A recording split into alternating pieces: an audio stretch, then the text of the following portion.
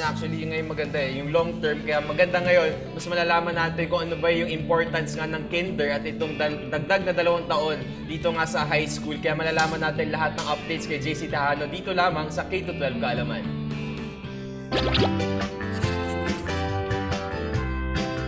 Kumusta mga boss? Ako si JC at muli kami nagbabalik ng pinakamatalik kong kaibigan sa school na si Lulu. Ako si Lulu. Mas pasisiglahin namin ni Lulu ang umaga ninyo sa hatid naming kaalaman tungkol sa K-12. Na bahagi ng Philippine Development Plan o PDP. Hunyo na naman mga boss, kaya naman ang mga mag-aaral. Balik eskwela na. Pero bago ang lahat, Lulu, bigyan muna natin ang ating mga tagapanood ng kaunting butil ng kaalaman tungkol sa K-12. Ang K ay para sa kindergarten at ang 12 naman ay para sa grade 12. Tama, Lulu. Sa ilalim ng K-12 curriculum, lahat ng mga batang nasa edad 5 taong gulang at magli-5 taong gulang pa lang bago ang October 2014 ay dapat nasa kindergarten level na ngayon. Mahalagang mag-kinder muna ha, para makapasok si Bagets sa grade 1. Tumpak, ang mga grade 1 students ngayon ay dapat edad 6 na taong gulang na. Ibig sabihin, magtatapos sila ng grade 6 ng 11 taong gulang.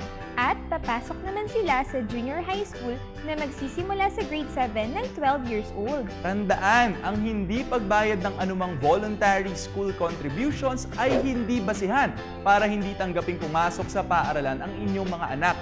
Ayon na rin sa DepEd Order No. 41, walang compulsory fees ang mga pampublikong paaralan dahil ang basic education sa ating mga public school students.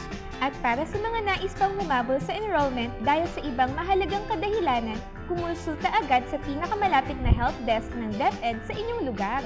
O kaya naman makipag-ugnayan lang sa public assistance offices sa mga numerong inyong makikita sa screens.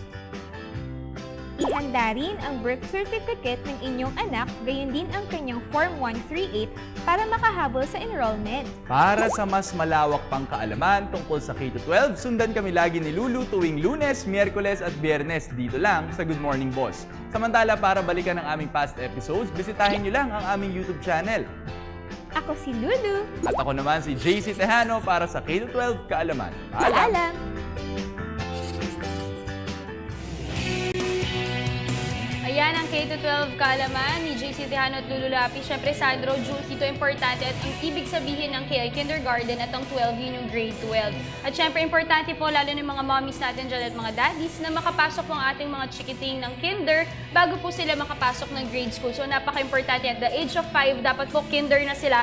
And at the age of 6, grade 1 na sila hanggang grade 7. So ayan, Jules, may mga maidadagdag ka pa. And of course, wala pong compulsory fee kapag public schools. Ito po ay libre. At kapag may katanungan po, tumawag lamang sa 6361663. So maganda nga emphasize natin ulit sinabi mo kanina, Dayan, no, yung long-term effect nito yung magandang abangan natin. Siyempre, after ng, lalo na yung mga nag-K-12 ngayon, kasi hindi pa instantly malaman agad natin yung effects na. So, patience lang, pero in the long run, makikita din natin na magbe-benefit din to sa ating future. Pero ang maganda nakikita natin yan ay kumbaga we're complying with the global standard of Yes. education already. Kasi dati nga sinasabi na medyo Philippines na lang kulit kasi tayo, ang wala oo. nung time na So at yun. least ngayon nakikita natin na positive nga na tayo sumasabay na nga sa global trend. At syempre, sa level ng education para maging at par na nga tayo with our other countries.